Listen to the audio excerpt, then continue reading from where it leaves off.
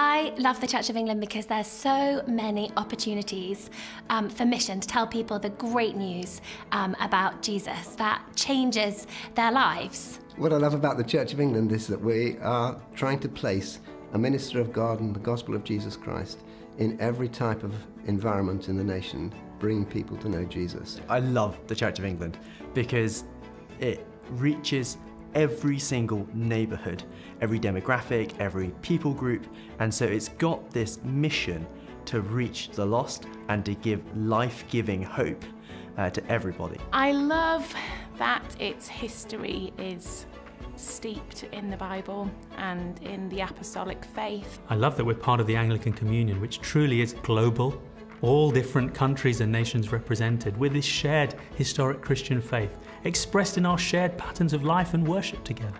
So I like the fact that we are based on scriptures, I like the fact that we are international, I like the fact that we welcome God's people. I love the Church of England for the Book of Common Prayer, for the 39 articles that outline what it is we believe as Anglican Christians. I mean, what is not to love? Evangelicals love the Church of England. We want to stay in it, as united as possible with other Anglicans across the country, for all the reasons we've shared and more. But deep divisions in the Church of England over sex and marriage raise questions. Neither the shared conversations nor living in love and faith have brought us to unity.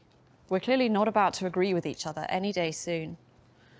Recent proposals will not settle anything, and all of this is affecting people and churches across the country.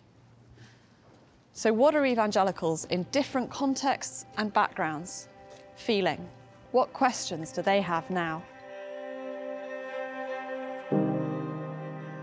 I've been an ordained Anglican minister for 47 years, and this is the first time in my lifetime that the bishops together collectively recommended to the synod something that is, in my understanding, so outside any previous understanding of human sexuality and Christian ethics. So we've lost our biblical roots, we've lost our historic roots, we've lost our connection with the worldwide Anglican Church as a result of this decision. And I'm desperately sad about that.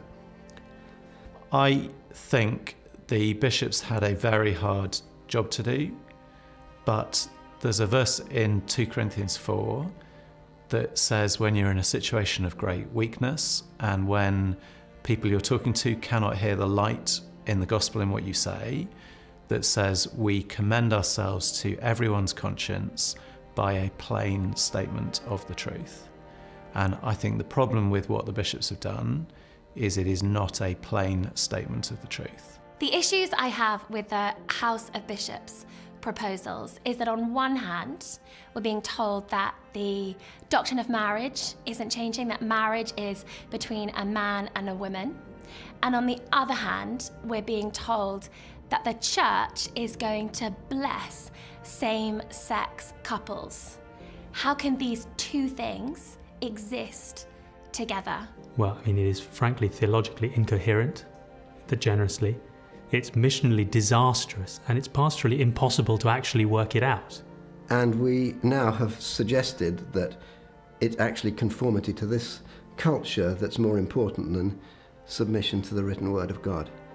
And I think that's driven a coach and horses through the unity of the Anglican Church.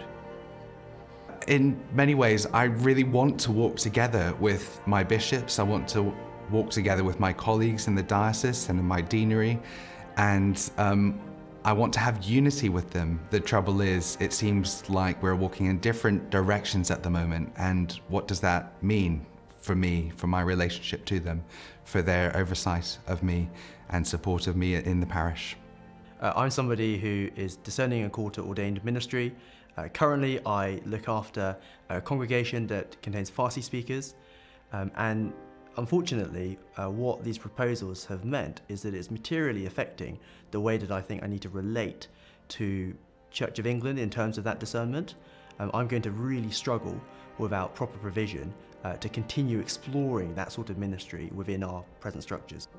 I understand that it was very difficult for the bishops to produce something that everyone would be happy with. The trouble with this document is it passes the point of decision and pain to the local parish church. And I've been talking to lots of friends, other incumbents. Some of them have mentioned to me what happens when you're approached to do one of these services and you say no and the local media gets hold of it. I'm really mystified now what the Church of England is saying to me as someone who is gay and a Christian. Are they saying that I can have a sexual relationship or not? Are they saying I can get married or not?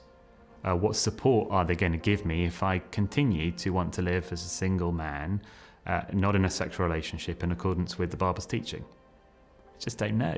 That's hard for me, but it's also hard for the hundreds of thousands of other people like me who have lived their life in obedience to what the Church of England has taught up to this point and are now feel as if there's just no clarity, or worse, that we've been made fools of over the years because we've rightly done what the Church of England has asked us to do, and just found that the Church of England at this point has pulled the rug from under our feet. People's confusion, anxiety and pain are palpable.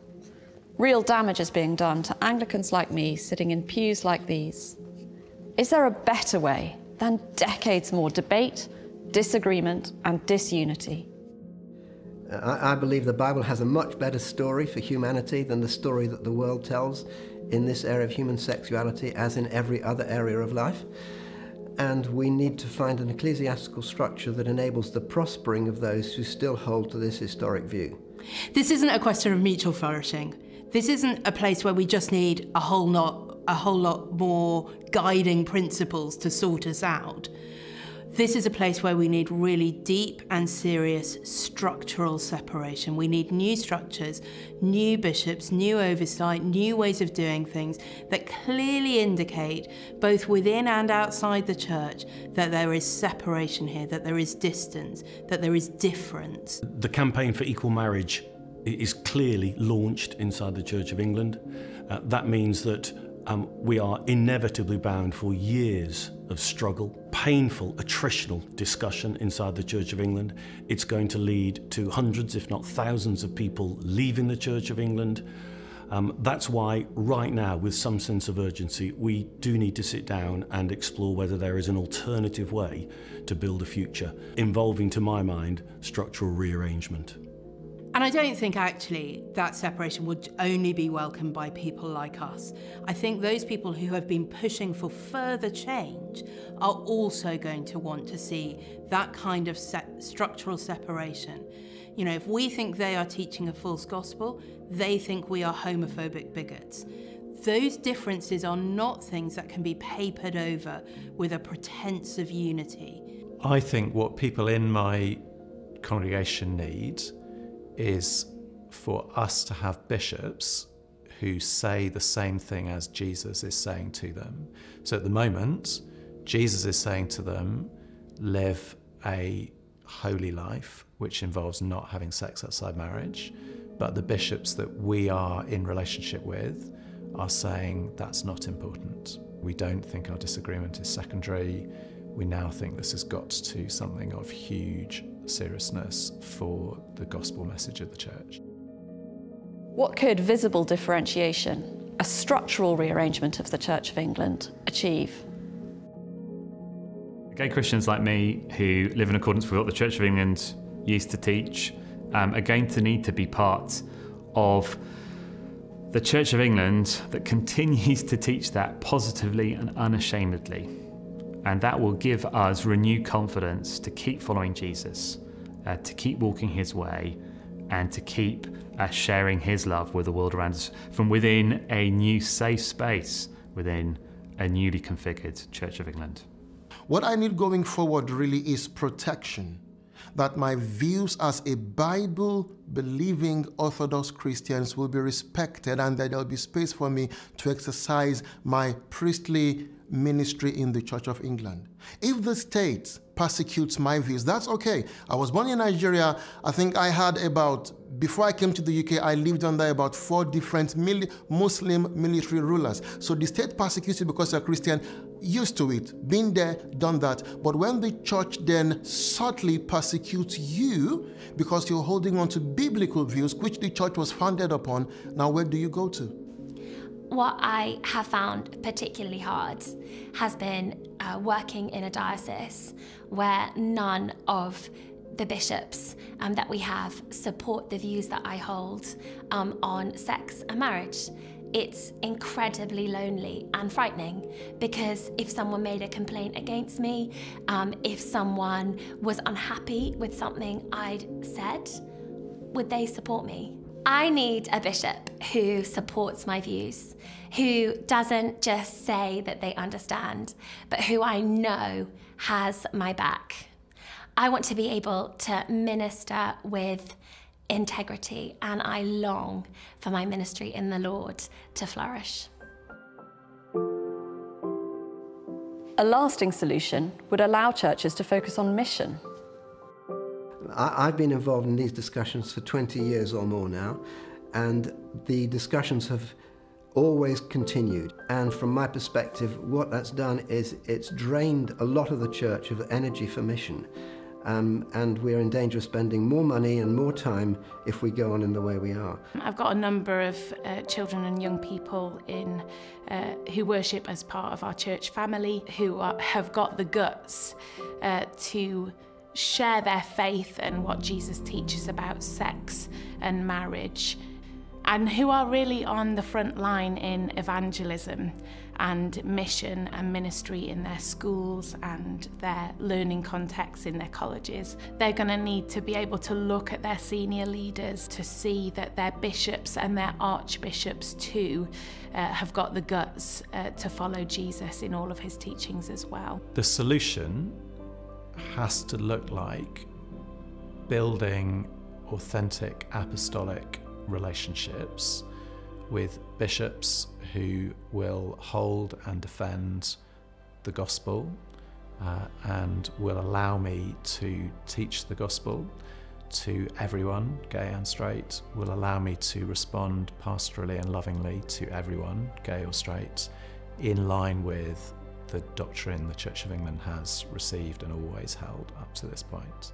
The reality is that we now could be in a position where the next 5, 10, 20 years are spent arguing over who owns buildings, and that could just stop really effective gospel witness from the wonderful buildings that God has given the Church of England in villages and towns and cities and elsewhere.